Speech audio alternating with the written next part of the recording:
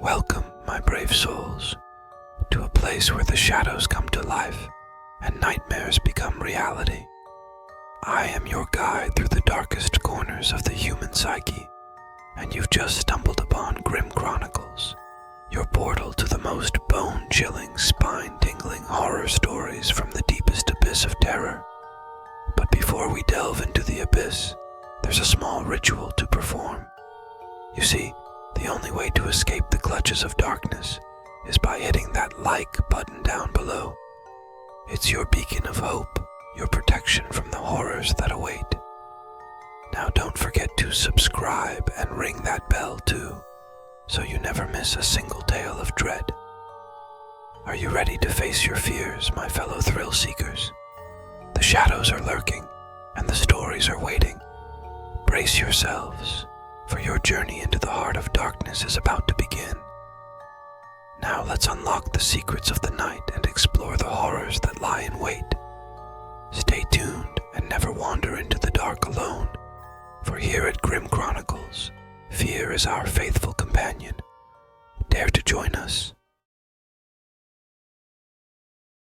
The Vanishing Hitchhiker.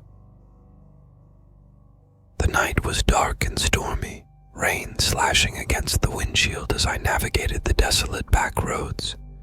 The occasional flash of lightning illuminated the empty expanse ahead, revealing twisted trees and an endless stretch of asphalt that seemed to disappear into the void.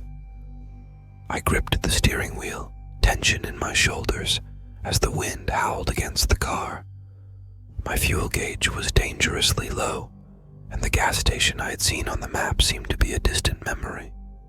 The only company I had on this forsaken road was the rhythmic drumming of rain on the roof and the haunting whisper of the wind. As I rounded a bend, my headlights caught a figure standing by the side of the road. A hitchhiker, drenched and shivering in the cold. My instincts warred with common sense, but compassion won out. I pulled over, and the weary traveler climbed into the back seat without a word. A hood concealed their face, and the rain had turned their clothes into a sodden mess. "Thanks," they muttered, their voice barely audible over the storm. I glanced at them through the rearview mirror, catching a glimpse of pale skin and a pair of vacant eyes.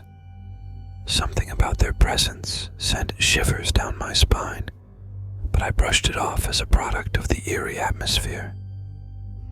"Where are you headed?" I asked, trying to strike up a conversation to dispel the awkward silence.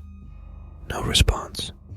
I sighed, returning my attention to the road. The rain showed no signs of letting up, and the night felt heavier with each passing mile. The hitchhiker's silence was unnerving, but I convinced myself that they were simply tired from being stranded in the storm. As we drove, the rhythmic drumming of rain on the roof blended with the monotonous hum of the engine. The only other sound was the occasional creaking of the car as it navigated the uneven road. I stole glances at the hitchhiker through the rearview mirror, the shadows playing tricks on my imagination. Their features remained obscured by the hood, and the silence between us became increasingly stifling. An abrupt flash of lightning illuminated the interior of the car, revealing an empty back seat. Panic gripped my chest as I swerved the car to the side of the road, heart pounding. I turned to look over my shoulder, disbelief and terror mingling in my mind. The hitchhiker was gone. I slammed the brakes with a screech and stood still in my car as my heart was beating into my ears like drums.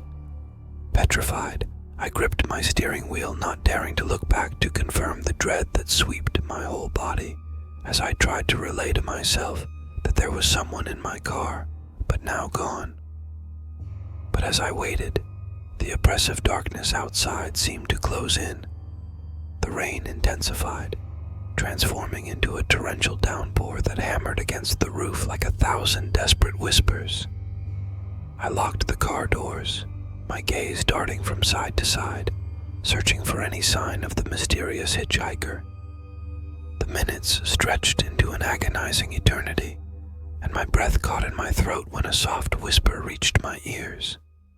It was a voice, distant and ethereal, carried by the wind. "Thank you." The hair on the back of my neck stood on end. The voice was unmistakably the hitchhiker's, and it seemed to come from all directions, echoing through the darkness.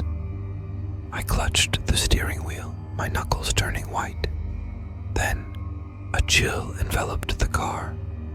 The windows fogged up, and I could barely make out distorted shapes moving just beyond the glass. Silhouettes of people, their forms shifting and contorting in unnatural ways.